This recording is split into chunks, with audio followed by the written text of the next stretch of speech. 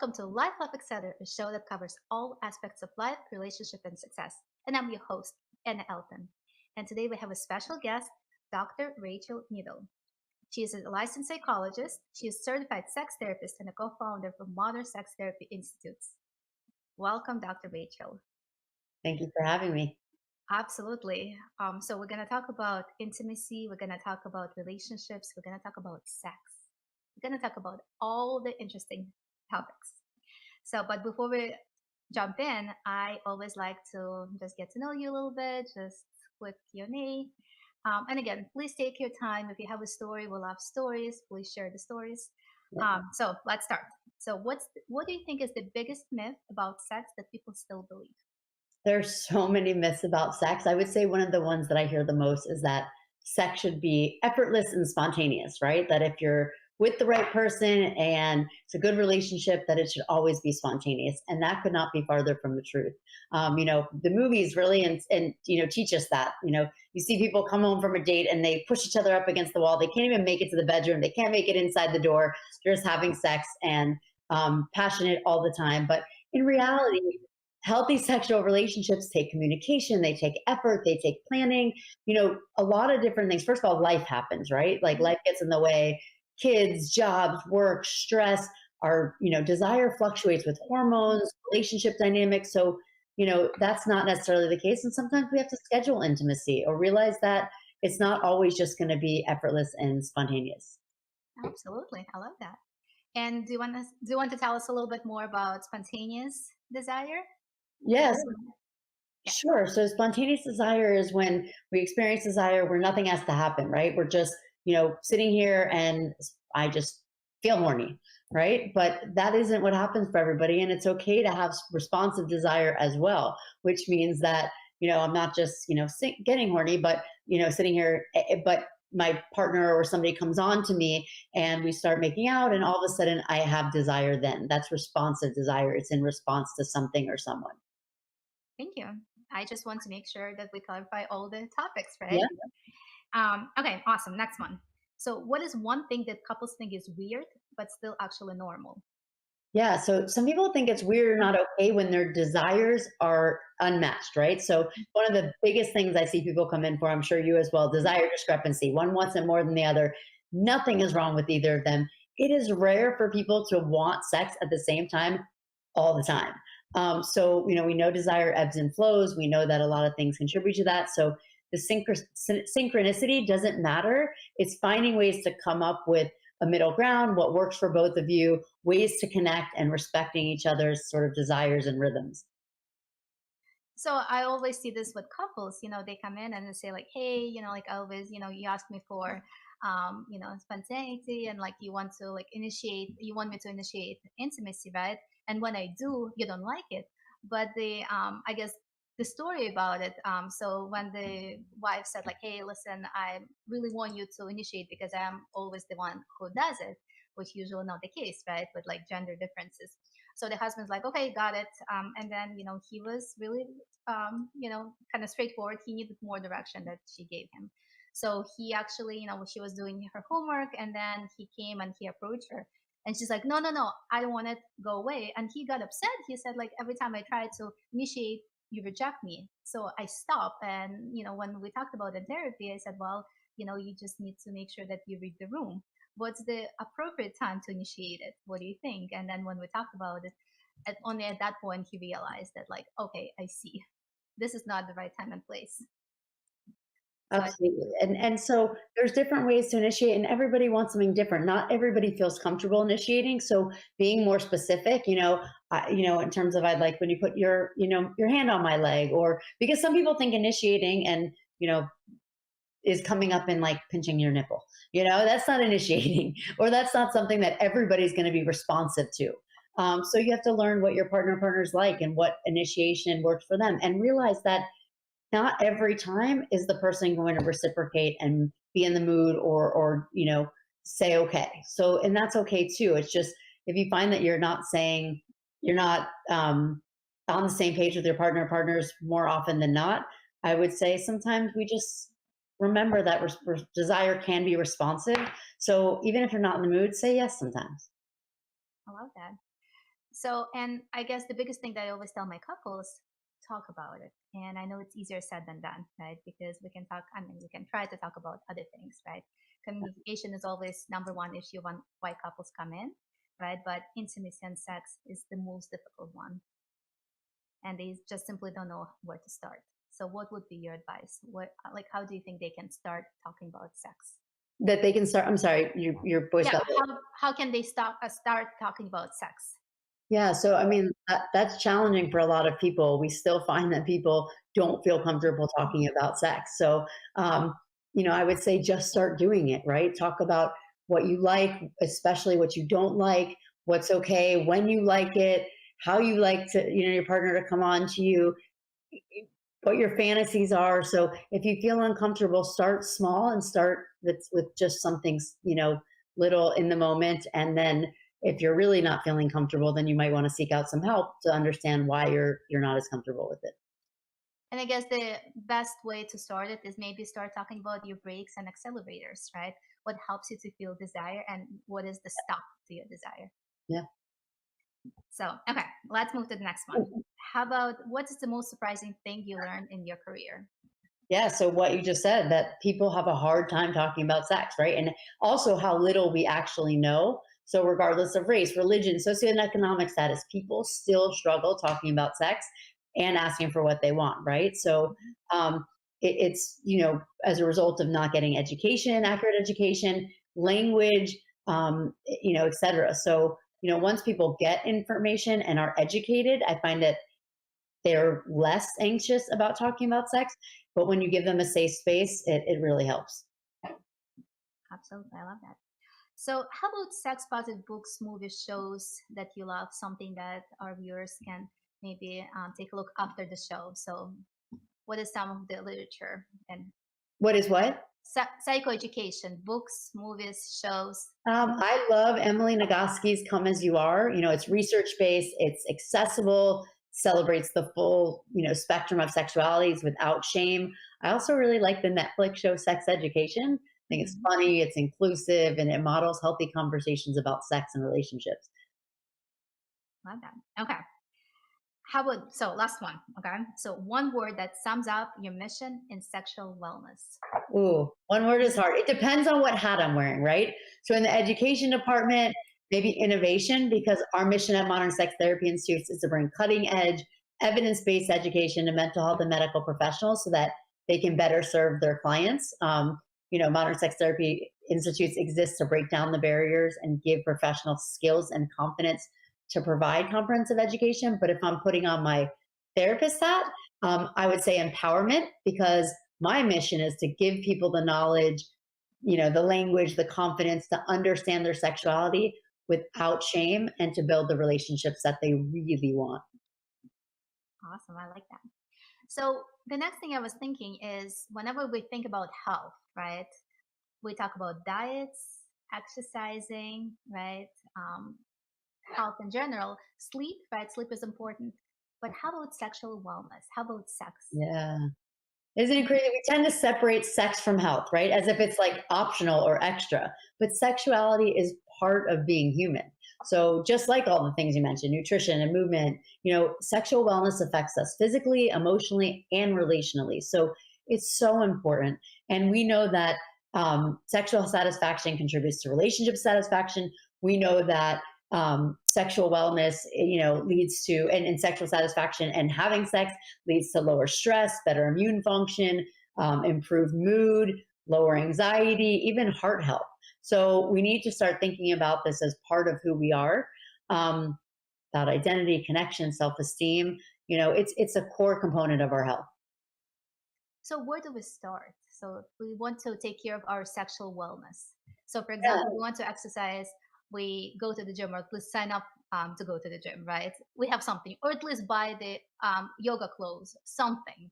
How yeah. about sexual wellness? Where do we start?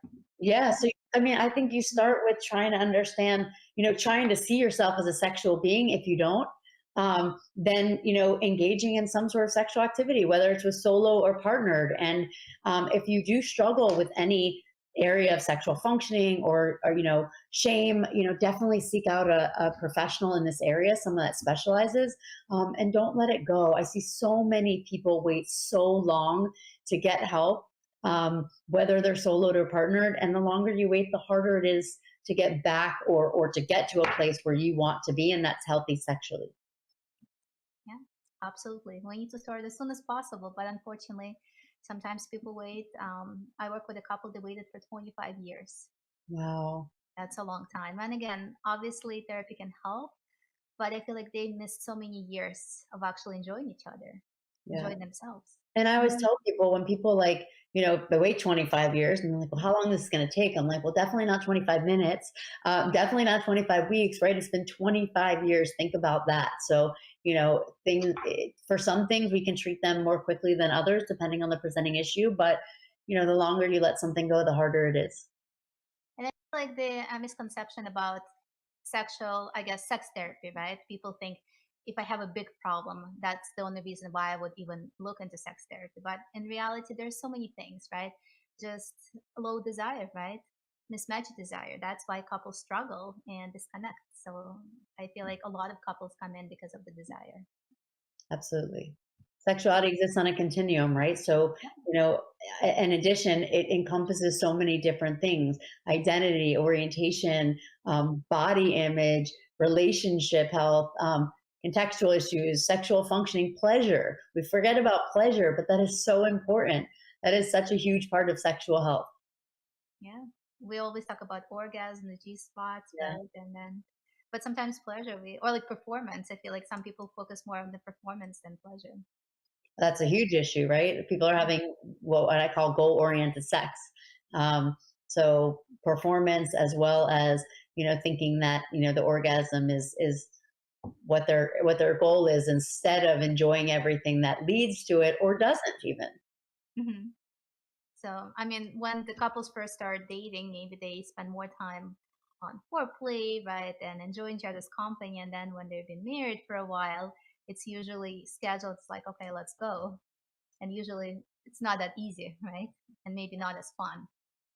But I So, think it can be a ton of fun. That's what I want, people to hear too, is that the anticipation can be super hot, so leading up to it and anticipating it, and you can still make it fun. It's just going to be a different kind of fun. so what do you think? What would be your advice to make it more fun, more exciting for long-term couples? Yeah, I mean, a lot of things. So, first, if it is scheduled, do things leading up to it, whether it's send, cute text messages or sexy text messages, pictures, although I tell people to cut their head out of them, no matter how long you've been with somebody. Leave notes or just text somebody like, I can't wait till you get home and I do X, Y, and Z. So do things leading up to it to keep the passion alive. We also have to continue to get to know our partners. Like, the same way you would if you went to lunch with me for the first time and were asking me questions to get to know me. Don't ever stop getting to know your partners. Um, do fun things together, out of the ordinary. Learn something together, right? Some people take dance classes or learn a language. Like, doing something and being on the same page and learning something together helps to spark, excitement and passion. So one of the exercises that I ask my couples to do is A through Z date nights. So you take the alphabet, and with a partner, you can come up with different ideas, that something you never done before and you always wanted to try, right? Or something that you used to do back in the day, but you haven't done because you were too busy with kids and life and chores and bills and everything, right? So, for example, A could be arcade night or art night, right? B could be bowling. M could be movie and massage, and so on. S is skydiving, maybe, or Yeah, I sofa love night. that. One of the things that I sometimes have people do is, have a jar or something, and throughout the week put ideas in it, things you want to do, and usually that's sexual, in nature. And someone has an opportunity to say, no, that one doesn't work for me. But each week pull at least one out and try something that you've been wanting to do or try, and it can just be a lot of fun and breed excitement. So maybe fantasy, right? So something But that you, maybe fantasy drawer, right? Something that a little too shy to share with a partner, but once you put it on a piece of paper, maybe it will be easier, right? to actually try and talk about it. Awesome. So I guess the next one would be Modern Sex Therapy Institutes. So this is your baby.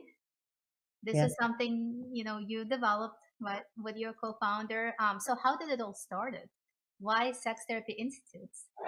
Yeah. So, both Ricky and I were doing things separately. In 2010 is when I first started my Advanced Mental Health Training Institutes, and we were doing a number of different things in the mental health space. And then started, doing sex therapy training because it was one of my passions. And Ricky and I decided to merge around 2015 to create the Modern Sex Therapy Institutes. And we were doing things that were so similar in the same area that it just is what made sense. So it's been a great partnership, and we've grown. We train medical and mental health professionals, educators, clergy, all around the world, and it's been really beautiful to watch it grow. Thousands of individuals over the years, and helping them help other people. Awesome. So what is, I guess, one surprising thing that you learned through this journey? Through the journey of Just being a founder, right? Being on the other side, being on admin side and things like that. So yeah, just like running the business. sure. I mean, I think I've learned so much, and I learn every day. But how little people have been taught about sex, and how many people think that when working with even a couple, they can avoid it. So Ricky has a powerful thing he says that a couples therapist that says they don't do sex is like a plumber that says they don't do toilets. Mhm. It's there. So even just learning a little bit or feeling comfortable opening the door and then referring out can make all the difference in the world to people that you're working with. People want to know that you are open and comfortable talking about the topic, and hopefully educated too, right? Mhm. And then they'll feel comfortable. So many people ask me, well, people come in and it's uncomfortable. Even for the most uncomfortable person walking in my door, I have found over almost 20 years, over 20 years of doing therapy, that they somehow, leave the session, some of them being like, oh my gosh, I didn't think I'd tell you that much or feel comfortable saying that much. But the fact that I am comfortable listening and being with them in that space helps so much. And I know one thing that I noticed with my clients, I usually, whenever I meet them for the first time, I do the intake and I let them know, like, just to let you know, as you know, I'm a licensed marriage and family therapist. I'm a certified sex therapist. Right? This is something, if you ever want to bring intimacy, this is the safe space. So I just tell them and leave it be. And I feel like they're so comfortable coming in and saying, like, hey, speaking of intimacy, can we talk about it? And it's like, yeah, absolutely. Whenever you're ready. And that's where, like, I feel like this is what helps them to open that door. Yeah, when a therapist feels confident and sex positive, they invite open conversations that clients never have had before, right? So the more people, or that means that more people get help, have healthier relationships. We see a cultural shift viewing sexuality as normal, and we, realize that this is a vital part of being human, right, and well-being. So I think it's so important that we just are confident in ourselves and comfortable. And as you were talking about Dr. Ricky, right? And you mentioned about the plumber who doesn't do Yeah, toilets, right? So that was actually one of the reasons why I went into sex therapy. As a licensed marriage and family therapist, intimacy is actually number two reasons why couples, fight and potentially break up. So when I was looking for PhD, originally I was thinking like maybe forensic psychology, maybe I don't know, organizational psychology. I didn't want to be just general psychology. I was like, I don't want to be a plain Jane. If I do PhD, I want something more interesting. yeah. And then I came across sex therapy and I was like, oh, that would be a great Halloween costume. And I didn't think about it. I was like, yeah, of course I'm not going to do it. And then I'm like, I was thinking about it. I was like, why not? Why not? Because intimacy is important. And then if I'm, getting this additional education, 2 years, right? At least I will get something that could be useful for my clients because they always bring intimacy at any point and in their like in our conversations. And, like I would always say like, okay, let me look into referring you to sex therapist. But then I was like, well, I guess I can be sex therapist myself, right? Yeah. Well, I'm honored that you chose modern sex therapy institutes to get your doctorate. Yeah, I was so justified by my husband. He was keep telling me, you need to get your PhD. And, he actually, the day I was graduating my master's, I started getting calls from universities about PhD. I was like, what's going on? How do they know I'm graduating today? And he said, well, I actually put in your information. That's why you're getting all the calls. What are you talking about? I just got 3 years, and my master's was 3 years because of its LMFT. And I was like, no, no, no, no, I'm not ready for more schooling. I was like, I need a break. And he's like, well, I think you should get a PhD. I was like, I'll think about it. I love a supportive partner, and it's super sexy. And then I was ready. I was like, okay, I think I should get PhD. He's like, I told you like 10 years ago. So, but yeah, I love the whole topic and intimacy. So, the whole modern sex therapy institutes, right? This is something that you've been doing in the past 10 years, like 15, right? You started in 2010. How about when you were younger Dr. Rachel, right? Like, where did you envision yourself being? Like, what did you envision doing back then? I mean, I think I was born into this, you know. I I read my first doctorate book right off my mom's bookshelf, and when I was in 5th grade, and I fell in love. Always felt comfortable. My mom opened a women's reproductive health center when I was 2. So hearing her talk about sex and educate people was common for me. People felt comfortable in high school asking me questions, coming up to me, asking for help. I did some peer educating for Planned Parenthood when I was in high school, so it was just a natural progression. I knew I wanted to study psychology. I love the mental health space. And so, I specialized in a number of areas: substance use, trauma, sex, and relationships all go together, are intertwined. So, really, I got to merge all my loves into one place. But I mean, you can ask anybody, growing up, even in middle school, where they thought I'd be when I was older, and they'd probably say the modern day Dr. Ruth, right? That this wasn't surprising. That's what they thought. That's where they thought I'd be. Now I didn't quite make it there, but I'm very happy with the trajectory and what I've done, and that I get to educate the next generation. Really, I love that. Well, I feel like there's always time to become the next Dr. Ruth, right? Never say never. Who knows? But it's so interesting. I mean, my journey, I guess, to be where I am was not, I guess, as straight as yours, right? You knew exactly where you want to be. For me, when I think I was 7, and I wanted to be either fashion designer or a doctor.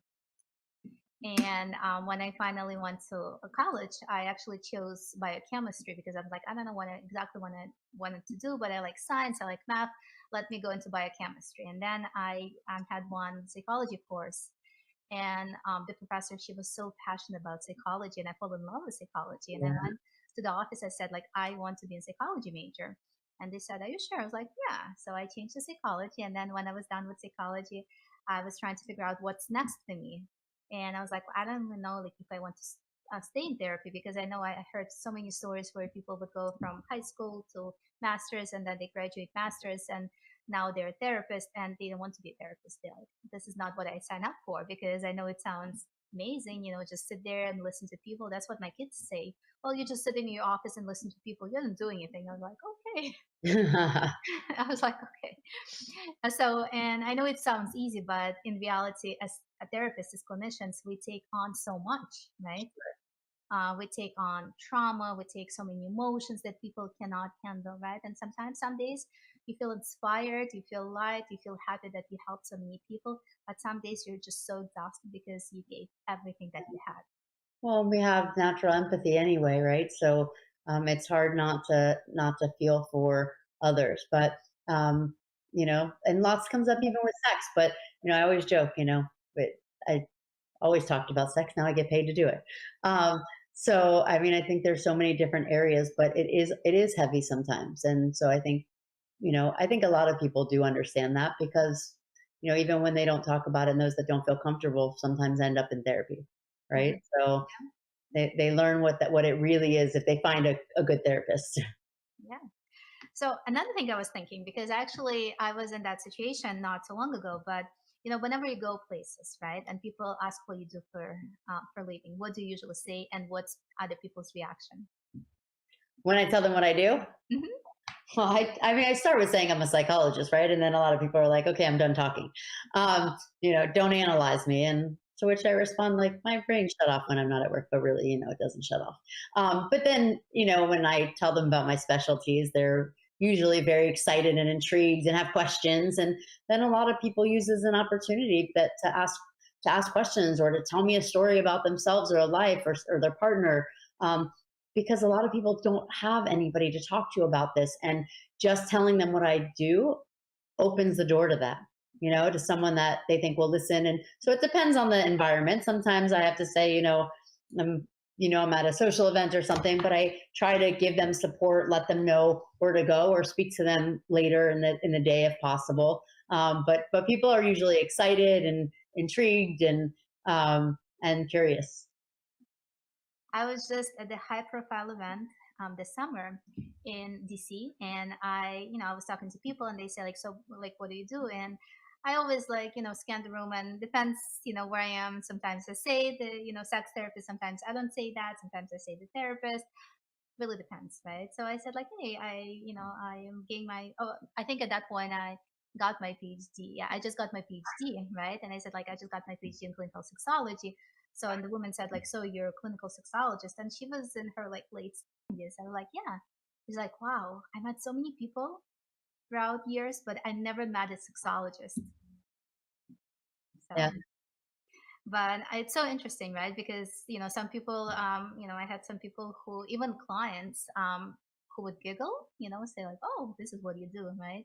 I mean, not usually the case, but some people say like, oh, interesting, right? I think some people don't take it seriously, some people are really really interested, but it's definitely a good conversation starter, right? Anywhere you go, if you want to share it. So I have a boat and it's called the Sex Dock. And I definitely get a variety of looks when people see the name. So let me ask you, through your years as a clinician, I know you write articles, right? You write blogs.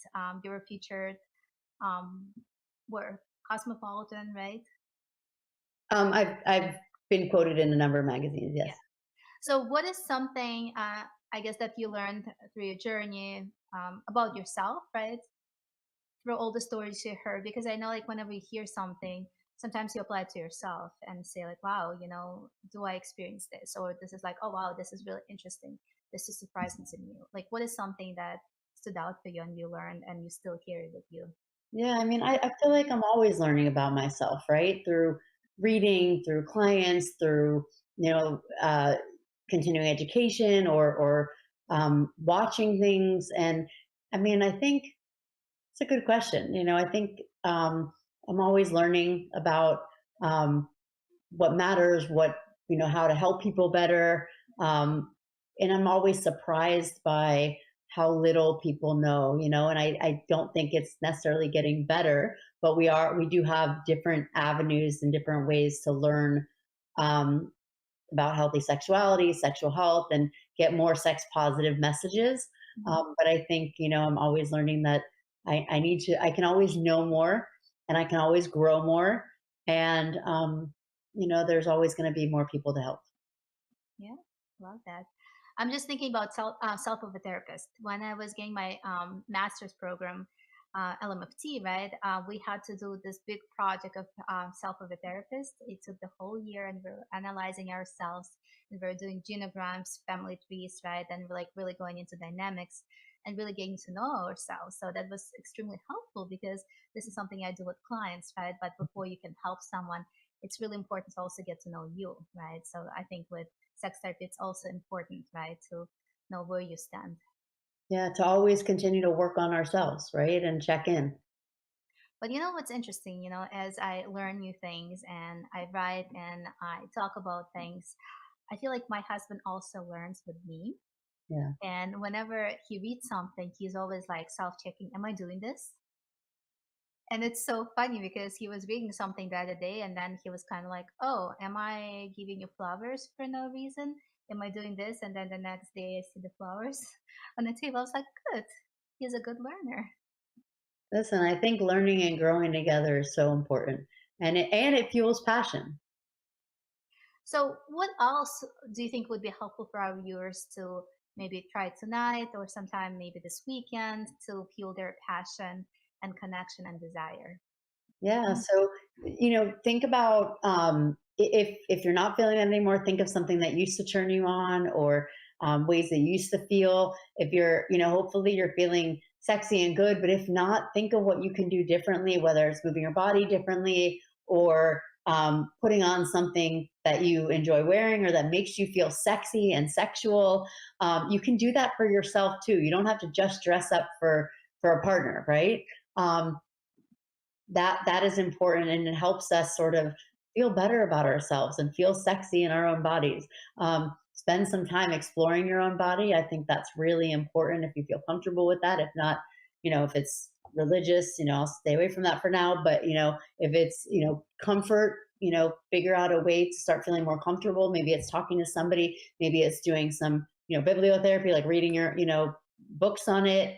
So explore your own body. If you have a partner, work on exploring their bodies too, and just start small.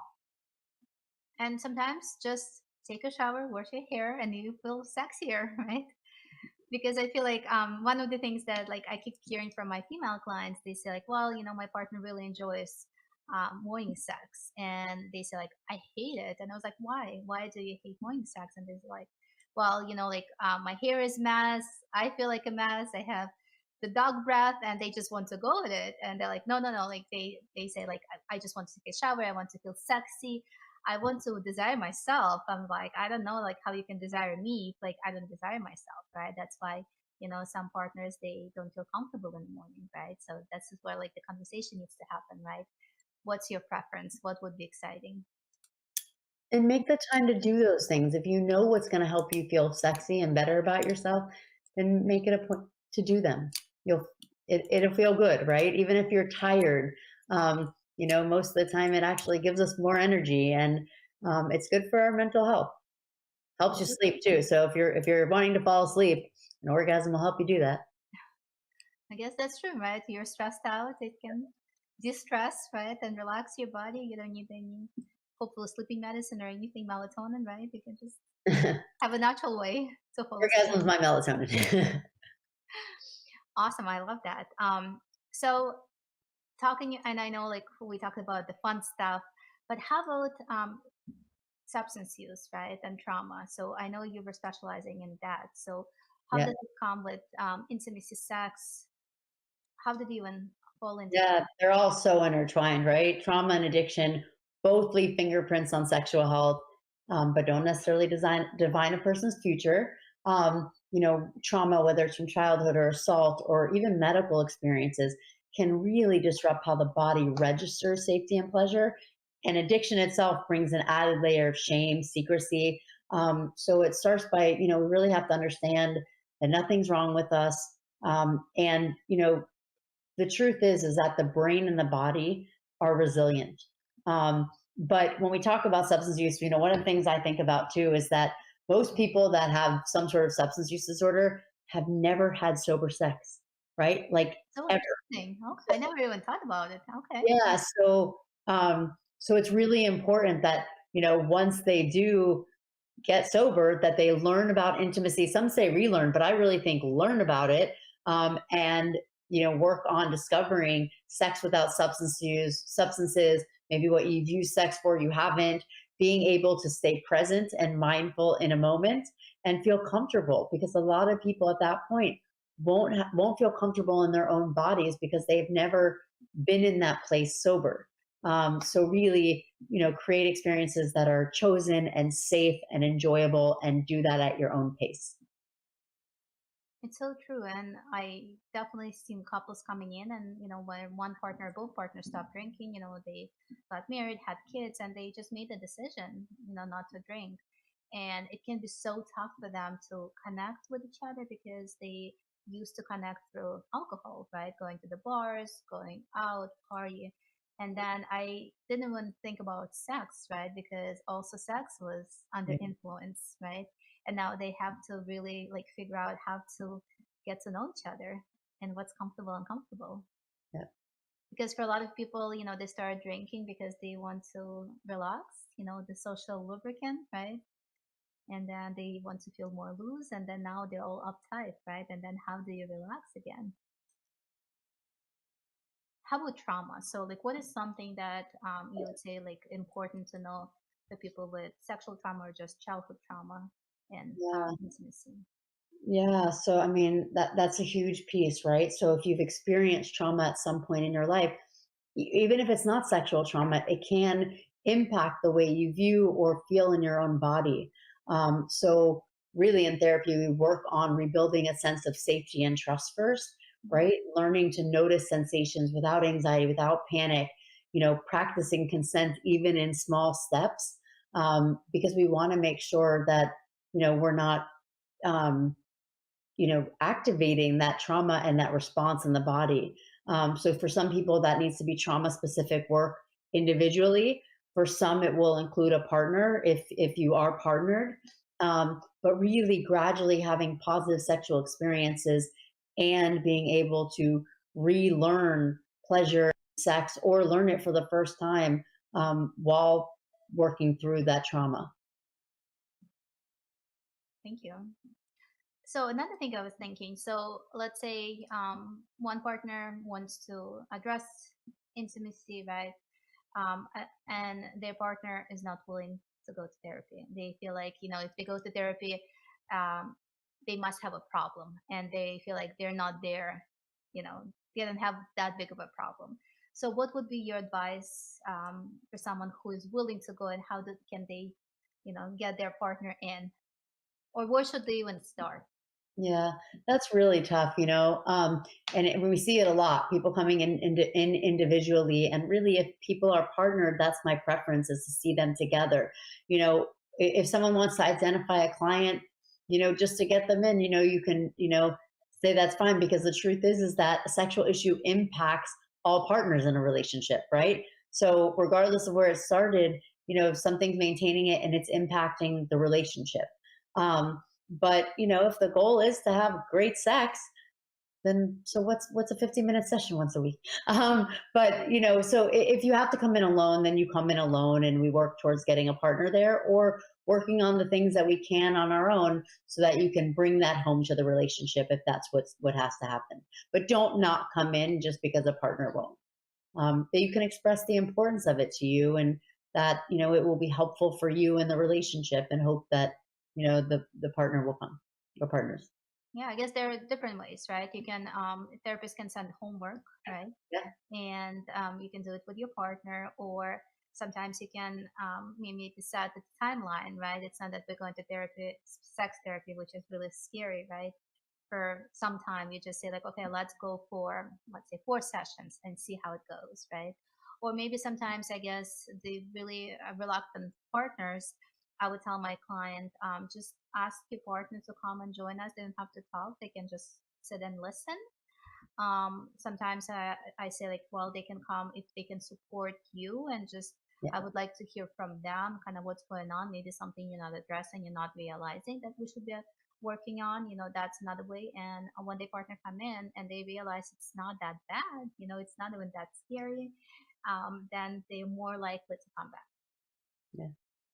So, but I guess there are different ways. You just need to start and then just go from there, right? It's like going to the gym. You need to at least get your shoes or like outfit, something, right?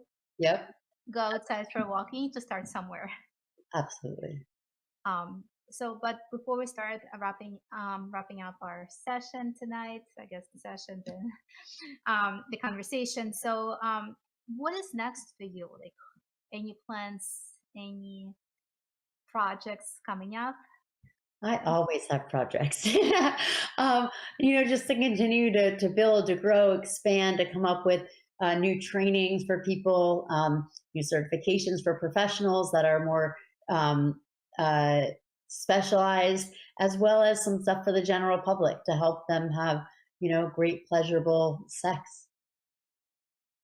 I love that.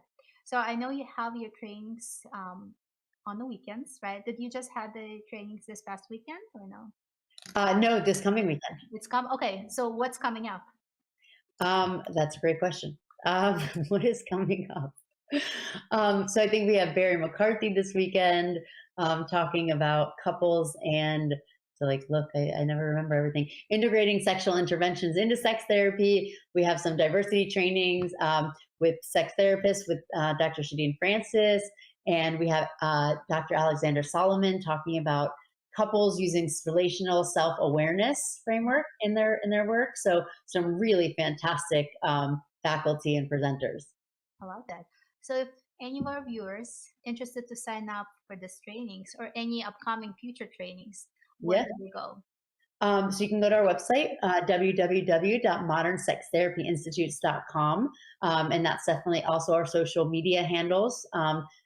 We just created a LinkedIn so we can be found there as well. So it's Modern Sex Therapy Institutes. And you can find me at Dr. Rachel Needle on Instagram or TikTok, and Dr. Rachel on Facebook. So feel free to follow me as well, and drrachel.com for some of my blogs. I also do a Psychology Today blog. So please feel free to reach out or to follow, and I'm always open to ideas. And if you have questions, I will answer them either by email or in a video, or I'll write about it. Awesome. I love that. Just to clarify, right? So if anyone would like to take one of the trainings, they don't have to be therapists per se, right? If they just want to learn about it, can they just join, or they have to be master clinicians, or they need to be in PhD programs? How does Well, I mean, they can certainly join if they want to learn about it. It is geared towards mental health professionals, but certainly you can learn a lot. And if you go to modernsexualitytraining.com, there's more stuff. We'll be doing more for the general public, but there are workshops and recorded lectures more for sort of coaches and people that are not mental health professionals. Thank you. And just some of the trainings that's coming up, so our viewers know and maybe get really excited about. So what's coming up this year? Just like, it doesn't have to be exactly, but just like a few things. Yeah, always stuff on alternative relationships. We're doing some on consensual non-monogamy. We're doing some more on BDSM and kink. Also trauma-informed sex therapy and reclaiming sexual desire and our sexual selves after trauma. And just really how to, beyond really the bedroom too. So products that improve sexual health. We have fantastic lecture with Dr. Amy Perlman that will be coming up. And stuff on even treating out of control sexual behavior. So we have a variety of topics that are very exciting. And I learn every time, even when I have the same faculty member teaching the same course, I am in them every year for the last 15 years, and I learn something new. So I promise you will as well. I love that. Yeah. But let's do one thing before we start wrapping up.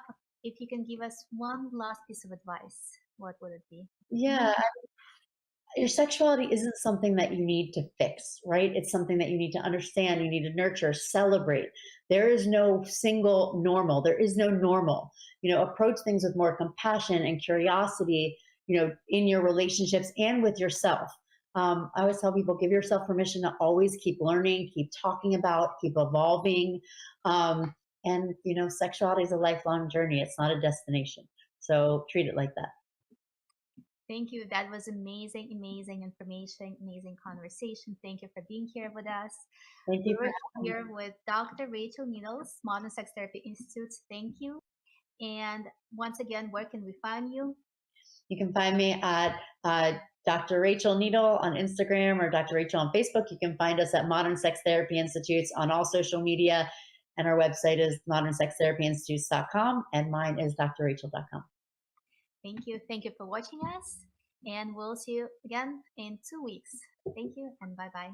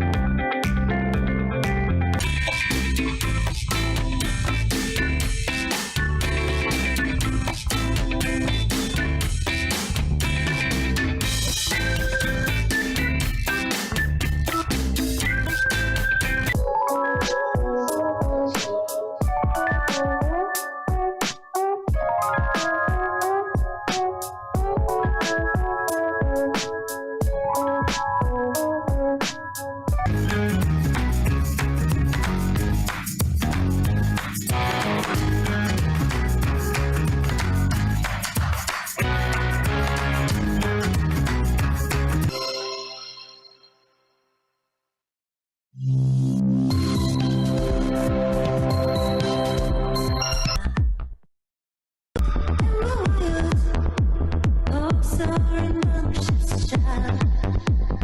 calm yourself down.